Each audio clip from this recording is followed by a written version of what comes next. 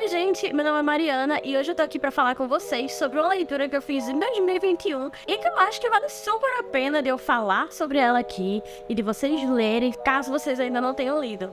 Eu tô falando de Se a Casa 8 Falasse, do Vitor Martins. Esse livro foi lançado em 2021 pela editora Alt. E para quem não conhece, o Vitor Martins, além de ser escritor dessa e de outras histórias, também é ilustrador. Se a Casa 8 Falasse, vai contar uma história pela perspectiva de uma casa. A mesma casa vai receber, no espaço de 20 anos, 3 famílias, 3 pessoas. Essa casa fica em uma cidadezinha chamada Lagoa Pequena e no ano 2000 a moradora dela é Ana e seu pai. Em pleno bug do milênio, Ana está prestes a se mudar dessa casa, inclusive. E ela não tá nada feliz com essa ideia porque afinal ela morou desde sempre na mesma casa, na mesma cidadezinha, né?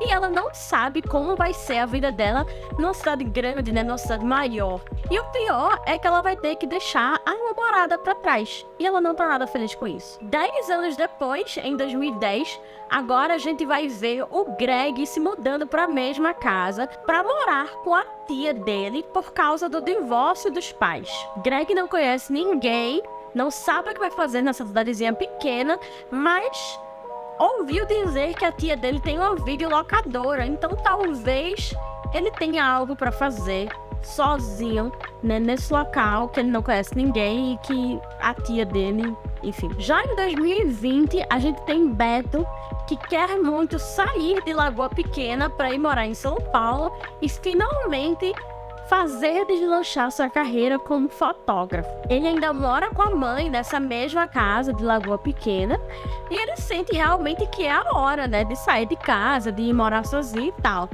O que ele não previu, na verdade que ninguém previu, é que em 2020 começaria uma pandemia que obrigaria ele a ficar em casa com a mãe e também com a irmã dele, que vem morar, né, com os dois por causa da pandemia. Então é isso, nesse livro a gente vai ter esses 3 núcleos, né, esses 3 contextos de vida totalmente diferentes, em anos, né, em momentos do tempo também totalmente diferentes, porque se você pensar, né, 20 anos fez uma diferença enorme, né? Não só porque em 2020 teve uma pandemia realmente, mas porque os anos 2000 eram totalmente diferentes. É muito interessante ver essa dinâmica de vida, né, que é totalmente diferente, não só por causa das diferenças de idades entre os personagens, né? A Ana, a primeira personagem, ela é um adolescente. Acho que o Greg, ele também é um jovem, assim, não sei se ele é exatamente um adolescente, mas ele é bem jovem. O Beto é que é um pouco mais velho, mas não tanto, ele ainda também é um jovem adulto. Mas é interessante ver os diferentes pontos de vista de pessoas em diferentes contextos, né, nesses anos. E também é muito interessante o fato de a história ser contada pela casa, é realmente o ponto de vista dela, né? Tudo bem que ela é uma casa meio que onisciente, onipresente, assim, mas toda a história é contada a partir do ponto de vista dela, né, como se ela pudesse falar, né, se as paredes dela falassem. Então é muito interessante e divertido ter esse ponto de vista totalmente diferente, né, das vidas que vivem naquela casa, que vivem naquele espaço. Não é uma história linear, tá, gente? Assim, não é primeiro a história da Ana, depois do Greg, depois do Beto, tá? Elas são bem alternadas.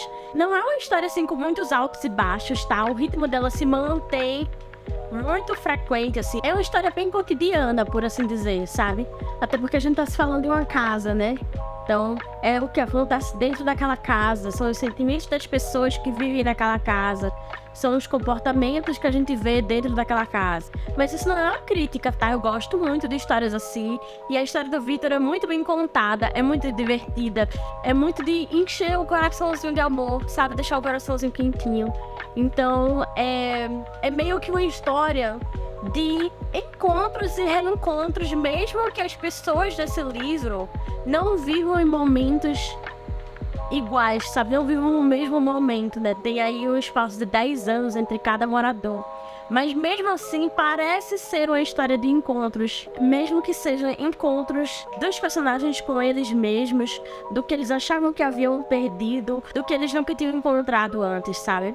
Aqui a gente vai ter tretas familiares, tretas de relacionamentos amorosos, vai ter pessoas partindo e pessoas chegando, vai ter encontros, vai ter despedidas, vai ter uma pandemia no meio, o que pode ser um pouquinho difícil de ler, mas é uma parte da história que faz muito sentido e que dá pra se identificar horrores.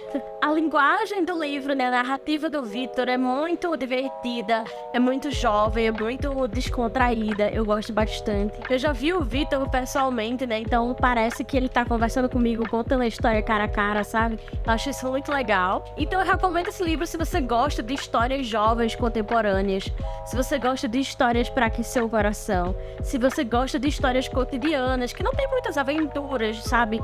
Que sejam histórias mais sobre o que as pessoas passam em certo local do que a história de jornadas de um local para o outro. Apesar de Lagoa Pequena e A Casa da Rua Girassol número 8 serem ficção, não existirem de verdade, essa história me passa muito a sensação de que é uma cidade brasileira do interior, sabe? Que todo mundo se conhece, que toda criança, todo jovem já teve que ir pra passar algum tempo na casa de algum parente, sabe? Essa é a sensação que eu tenho. Eu gostei bastante de ler esse livro, eu recomendo muito. Se você já leu Se a Casa 8 Falasse, me conta aqui nos comentários. Eu vou adorar conversar sobre esse livro, sobre essa experiência, sobre como foi conhecer esses 3 personagens tão diferentes, mas que trazem, assim, o mesmo sentimento de estar em casa. Eu espero que você tenha gostado desse vídeo. Se você gostou, não se esqueça de deixar seu curtir aqui embaixo e de se inscrever no canal se você ainda não for inscrito. Eu fico por aqui, muito obrigada pela sua companhia e até a próxima. Tchau!